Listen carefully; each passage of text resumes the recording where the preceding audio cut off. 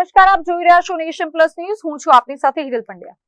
બહુ ગાજેલી ટેન્સેલ સ્ટીલ લિમિટેડની જમીનમાં વડોદરાની ચીફ જ્યુડિશિયલ મેજિસ્ટ્રેટની કોર્ટ દ્વારા સમગ્ર મામલે સંજય પટેલ સહિત અન્યો સામે ફરિયાદ નોંધવાનો હુકમ કર્યો હતો, જેને લઈને વડોદરા ક્રાઇમ બ્રાન્ચ દ્વારા 19 જુલાઈના રોજ સંજય પટેલ, જિગ્નેશ દેસાઈ, ધર્મેશ અમીન અને પિંકેશ રાય સામે ફોર્જ દસ્તાવેજોનો ઉપયોગ કરીને અન્ય ડાયરેક્ટર અમિત શાહનું રાજીનામું બનાવવા અંગેની ફરિયાદ નોંધી દેવામાં આવી છે.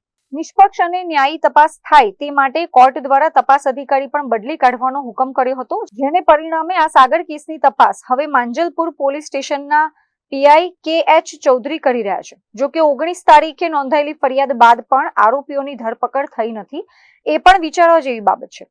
કારણ કે ભૂતકાળમાં સંજય પટેલની ફરિયાદના આધારે કિશોર સુરતવાલા સહિત અન્યોની ગણતરીના કલાકોમાં જ ધરપકડ કરી દેવામાં આવી હતી, પરંતુ 19 જુલાઈના રોજ થયેલી ફરિયાદ હજી જેસે તેની સ્થિતિમાં હોવાથી આ તપાસ નિષ્પક્ષ થશે કે કેમ તે અંગે પણ ફરિયાદી કિશોર સુરતવાલા દ્વારા આશંકાઓ વ્યક્ત કરાઈ રહી છે.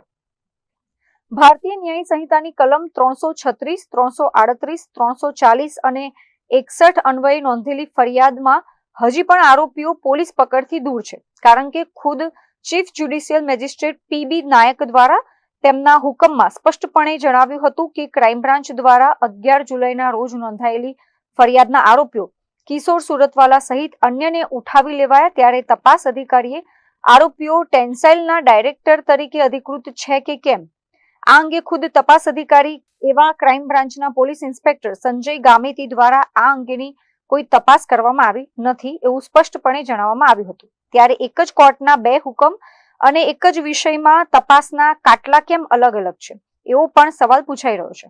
આધારભૂત માહિતી અનુસાર સંજય પટેલ સહિત અન્યો ગણતરીના દિવસોમાં પોલીસ સમક્ષ સરેન્ડર કરશે, જે બાદ તપાસનું ચક્ર ફરીથી વેગ પકડશે. Bureau report, Nation Plus news, Vadodara. સમાચારોના સતત અપડેટ મેળવવા માટે અમારી નેશન પ્લસ ન્યૂઝની યુટ્યુબ ચેનલને સબસ્ક્રાઇબ કરો, બેલ આઇકન દબાવો અને જોડાયેલા રહો ફેસબુક, ઇન્સ્ટાગ્રામ અને ટ્વિટર પર.